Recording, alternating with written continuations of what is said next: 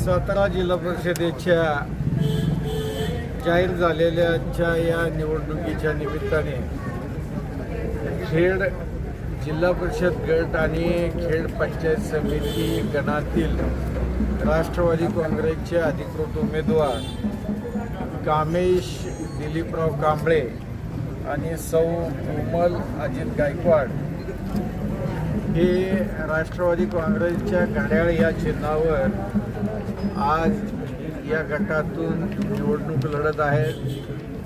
निश्चितपणाने दोन्हीही उमेदवार हे सुशिक्षित आहेत.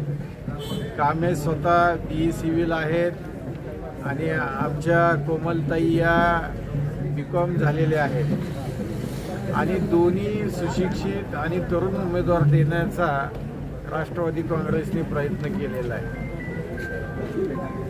खेड हा जिल्हा परिषद गट बघितला तर सातारा शहराला लागून असलेला हा जिल्हा परिषद गट आहे. त्यामुळं बऱ्यापैकी या संपूर्ण गटाचं हे शहरीकरण झालेलं आहे आणि त्याबरोबर या गटाच्या समस्या पण भरपूर प्रमाणामध्ये वाढत चालल्या आहेत. कारण मोठमोठ्या बिल्डिंग आता इथं होत आहेत.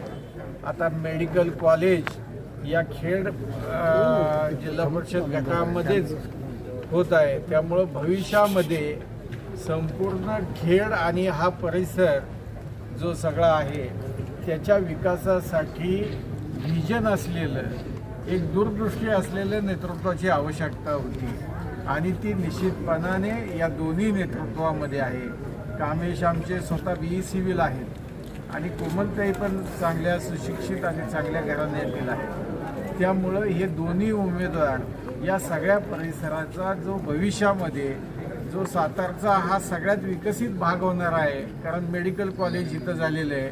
त्यामुळं भविष्यामधील ज्या काही नागरिकांच्या समस्या आहेत किंवा ज्या काही नागरिकांच्या सोयीसुविधा आहेत त्या सोडवण्याचं या दोघांच्या खांद्यावर राष्ट्रवादी काँग्रेसने जबाबदारी सोपवलेली आहे.